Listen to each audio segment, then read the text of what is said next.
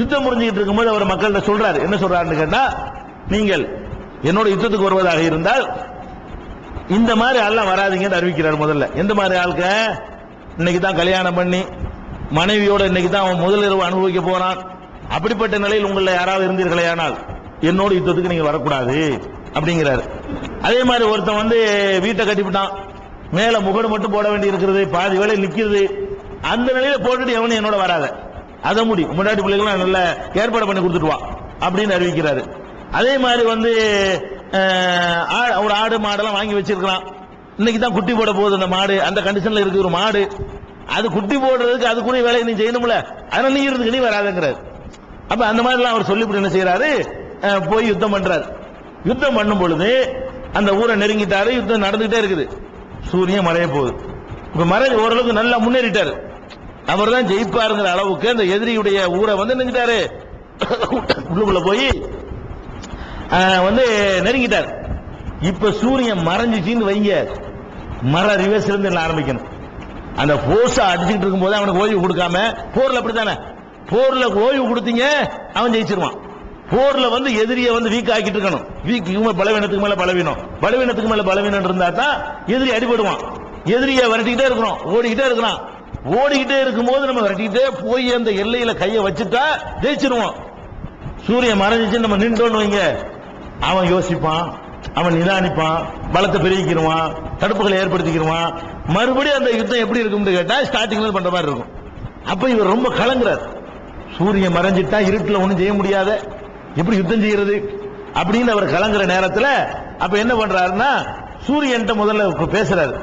சூரியனே, நீ அல்லாஹ்வுடைய கட்டளைப்படி இயங்கக்கூடிய ஆள் தான், உனக்கு சொந்த அதிகாரம்லாம் கிடையாது, நான் அல்லாஹ்வுடைய உத்தரப்படி இயங்கக்கூடியவன், நீ அல்லாஹ்வுடைய உத்தரப்படி இயங்கக்கூடியவனா இருக்கிற, அதனால நீ என்ன செய்யணும் அப்படின்னு சொல்லிவிட்டு என்ன செய்யறாருன்னா, அல்லாஹு மஹபிஸ்ஹா அலைனா, இறைவா கொஞ்ச நேரத்துக்கு இப்படி இருக்க வைவேன், இந்த சூரியனை கொஞ்ச நேரத்துக்கு அப்படி இருக்க வை, இந்த போர்ஸ்ல உள்ள போயிடுறேன், நெருங்கி வந்துட்டேன், ஊரை நெருங்கிட்டேன், உள்ளுக்கு நுழைஞ்சிடும், அது வரைக்கும் அப்படி விடு அப்படின்னு கேட்கிறாரு.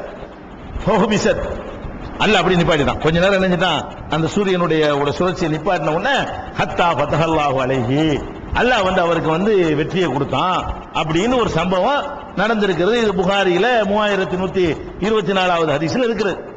இதை பற்றி நபி ஸல்லல்லாஹு அலைஹி வஸல்லம் சொன்னதாக இன்னொரு ஹதீஸ் வருகிறது. இன்ன ஷம்ஸ லம் துஹபஸ் லி பஷரின், சூரியன் என்பது எந்த ஒரு மனிதனுக்காகவும் தடுத்து நிறுத்தி வைக்கப்படவில்லை, இல்லால் யூசா, யூசா என்பவருக்கு தவிர வேறு யாருக்காகவும் அது நிறுத்தி வைக்கப்பட்டதே கிடையாது, வரலாறே கிடையாது என்று பெருமானார் ஸல்லல்லாஹு அலைஹி வஸல்லம் சொல்றாங்க. அப்ப இந்த சூரியன் நிறுத்தினதுங்கிற உலக வரலாற்றிலே ஒரு தடவை நடந்திருக்குங்கிறாங்க. உலக வரலாற்றிலேயே ஒரே ஒரு நபிக்காக வேண்டி ஒரே ஒரு தடவை இது நடந்திருக்கிறது, அதுக்கு பிறகு நடந்தது இல்லை என்று பெருமானார் ஸல்லல்லாஹு அலைஹி வஸல்லம் சொன்னதையும் அந்த முஸ்னத் அஹ்மதுல 8129வது ஹதீஸ்ல பார்க்கலாம். அப்ப இல்ல நம்ம என்ன விளங்குறோம், சூரியனை வந்து நிறுத்தி வைத்தது வேண்டுமானால் ஒரு தடவை நடந்திருக்கு, அது ஒரு தடவை தான். நிறுத்துறது வேற, போனது ரிப்பீட் கொண்டு வர்றது வேற, ரிவர்ஸ் ஆக்குறது வேற, கொஞ்ச நேரம் நீடிக்க வச்சிருக்கான் அல்ல, அதுதான் நடந்ததுக்கு ஆதாரம் இருக்கே தவிர மறைந்த சூரியன் உதித்தது என்பது வந்து அதுக்கு வீண் குழப்பத்தை ஏற்படுத்தும், வீண் சட்ட சிக்கலை ஏற்படுத்தும். நிறைய மேட்டர்கள், பல விஷயங்களை கோர்ட்ல வழக்கு வம்பு எல்லாத்திலையுமே ஒருத்தன் கொலை பண்ணி விட்டான். எப்ப கொலை பண்றான், நம்ம கரெக்டா சொல்றோம், சூரியன் மறையும் போது இவன் கொலை பண்ணாங்கிறோம், சொல்லட்டுமா, சூரியன் உதிச்சு வந்துச்சுன்னு வைங்களேன், அப்ப அந்த சாட்சி சொல்லக்கூடிய நேரத்தில் கிறுக்கு பிடிச்சு போயிடும். எந்த சூரியன் மறைஞ்சது, முதல் மறைஞ்சது அப்பவா, ரெண்டாவது மறைஞ்சது அப்ப வந்து இப்படின்னு எவ்வளவு விஷயங்கள், நிறைய விஷயங்கள்ல குழப்பிடும். அல்ல குழப்பலாம் மாட்டான், எல்லாம் ஹுஸ்பான் திட்டமிட்டபடி நடந்து கொண்டிருக்கிறது. அதனால இந்த சம்பவம் நடந்திருக்கவே முடியாது என்பதை வழங்கிக் கொள்ளணும்.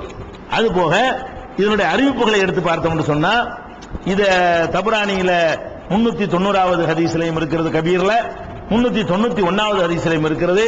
இது ரெண்டுலையும் வரக்கூடிய ஆள் யாருன்னு கேட்டா, அஸ்மா சொன்னதாக வந்து பாத்திமாங்கிறவங்க அறிவிக்கிறாங்க, பாத்திமாங்கிறவங்க சொன்னதாக வந்து இப்ராஹிம் பின் அல் ஹசன் என்பவர் அறிவிக்கிறார்.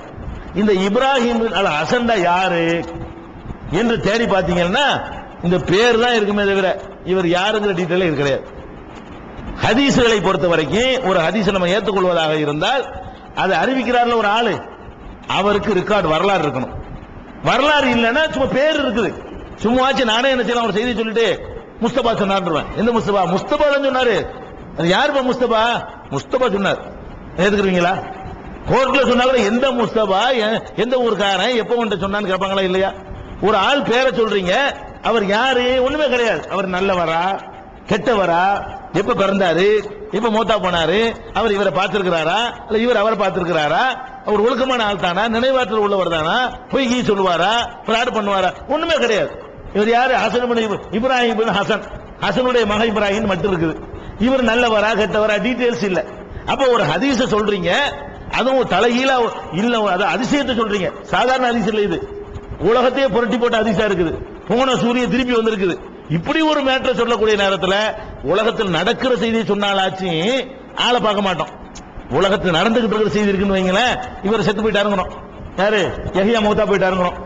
அவன் யாரும் கூட கேட்க மாட்டோம். ஓ மூத்தா போயிட்டாரு சரின்னு சொல்றான். மூத்தா போன யஹ்யா பொழைச்சிட்டாருங்கிறோம். இப்ப என்ன செய்வோம்? எவன்டா சொன்ன கேட்போம். அதாவது ரெண்டுக்கு வித்தியாசம் இருக்குல்ல. யஹ்யா மூத்தா போயிட்டாருன்னு சொன்னா என்ன செய்வோம்? அதான் மூத்தா தானே போவாங்க, யார் சொன்னாலும் கேட்க மாட்டோம். அது மூத்தா போய் சர்தான் போட அப்படி விட்டுருவோம். ஒருத்தன் வந்து சொல்றான் மூத்தா போன யஹ்யா படைச்சிட்டாரு. யார் சொன்னா? இப்ராஹிம். எந்த இப்ராஹிம்? ஒரு இப்ராஹிம் சொன்னாரு. யாரு? இப்ராஹிம் தான் சொன்னாரு. அட பாவி, பெரிய பயங்கரமான மெசேஜ் சொல்றீங்களா? மூத்தா போனாலும் படைச்சிட்டாருங்கிற, இது பயங்கரமான மெசேஜா இருக்குது. சொன்னவன் யாருன்னு தெரியணுமா இல்லையா? இவ்வளவு பெரிய மேட்டர் ஒரு ஆள் சொல்றாரு, அவர் யாருன்னு தெரியல. இது ஏத்துக்கிறோமா? நீங்க உலகத்தில் ஏத்துக்கிறீங்களா? மார்க்கத்தில் எப்படி ஏத்துக்கிறீங்க? இது ஒண்ணாச்சு. அடுத்து என்னன்னு கேட்டா, அதே தப்ரானியில வந்து 24வது வால்யூம்ல 144வது பக்கத்துல இதே மாதிரி ஒரு ஹதீஸ் இருக்குது. அது என்னன்னு கேட்டா, அவர் ஒரு வேலைக்கு ரசூல் அனுப்புனாங்களாம். அதனால அவர் அசர் தொழுவலையாம். வந்தவனே என்ன அசர் தொழுன்னு கேட்டாங்களாம். வேலைக்கு போனா அந்த தொழ மாட்டார். அவரு வேலைக்கு அனுப்புனா அசர் தொழுவாம இந்த வேலையை பார்த்து ரசூல் சொல்லி அனுப்பியிருப்பாங்களா? அவர் அலியை வந்து வேலைக்கு அனுப்புனாங்களாம். ரசூல்லா தொழுது விட்டாங்களாம். வேலைக்கு போனவர் வந்தாராம். என்னப்பா தொழுதியா? இல்ல தொழுவலையாண்டாராம். அப்படி சொல்லுவார் அலி. ரசூல்லா ஒரு வேலைக்கு அனுப்புனா கூட பக்து வந்தா எங்க போய் நிக்கிறாரு, அங்க தொழுது போறாரு. நான் தொழுவலையாண்டாராம். அப்படியா? நான் அனுப்புன வேலைக்கு போய் நீ தொழாம இருந்துட்டிய, அல்லாட கண்ணு சூரியன் வந்துருச்சு. இப்படி அது மடியில வச்ச ஒரு ஹதீஸ் ஒண்ணு, இப்படி ஒரு ஹதீஸ் வருது. இது யாரு சொல்றாருன்னு கேட்டா, அவுன் பின் முகமதுன்னு சொல்றாரு. முகமதுடைய மகன் அவுன் ஒரு ஆள். அவுன் ஆனா இவன் என்னன்னா, இவர் யாரு? இவர் யாருன்னு தெரியாது. இப்ராஹிம் ஹசன் சொல்றாரு, அந்த சம்பவத்தை தொடையில மடிய தலையை வச்சு படுத்திருந்தாங்க. அதை சொல்ற ஆளு யாருன்னு வழங்க மாட்டேங்குது. அவனு இப்படி முகமதுன்னு ஒரு ஆள் சொல்றான். அது சரி, அவர் யாருப்பா? அவனு முகமது யாரு? அவர் தான் எதுக்க முடியுமா? இவருக்கு எந்த டீட்டெயிலும் கிடையாது. இவர் எந்த வருஷம் பிறந்தாரு, நல்லவரா கெட்டவரா, ஒரு செய்தியெல்லாம் ஒழுங்கா பேசுறவரா, பொய் விட்டுவாரா, அது ஒரு டீட்டெயில் கிடையாது. இப்படி அதே மாதிரி இன்னொரு என்ன இருக்கிறார்னா, அம்மார் பின் மத்தருடைய மகன் அம்மார்னு ஒருத்தர் அறிவிக்கிறார். இவர் யாருன்னு கேட்டா, அபு ஹாத்தம் ராசி சொல்றாங்க, காண எக்குதி பொய்யன். அதாவது ரெண்டு பேரு அறிவிக்கிறாங்க, யாருன்னு தெரியல. இன்னும் ஒரு ஆளு தெரிஞ்சாலும் அறிவிக்கிறாரு. எப்படி தெரிஞ்சாலு? பொய்யன்னு உலகத்துல தெரிஞ்சாலு. காண எக்குதிபு, இந்த ஆள் மார்க்கத்தின் பேர்ல நிறைய பொய் அறிவிப்பாரு அப்படின்னு அபு ஹாத்தம் ராசி சொல்றாங்க. அதே மாதிரி இப்னு அதிங்கிறவர் சொல்றாங்க, அஹாதீஸுஹு பவாத்திலு, இவர் அறிவிக்கிற ஹதீஸ் பூரா பாத்தில், பொய் தான், புழுகுதான். புழுகு அறிவிக்கிறதே இவருடைய வேலை. இப்படி ஆள் வழியா தான் அறிவிக்கப்படுது. மறைந்த சூரியன் திரும்ப உதித்தது என்பது அட்ரஸ் இல்லாத ரெண்டு பேர் வழியா அறிவிக்கப்படுது. அதனால ரிஜெக்ட் பண்ணிட வேண்டியதுதான். அட்ரஸ் உள்ள ஒரு ஆள் வழியா அறிவிக்கப்படுது, ஆனா ஆள் கேரக்டர் சரியில்லை, அப்படி ஆள் மூலமா அறிவிக்கப்படுகிறது.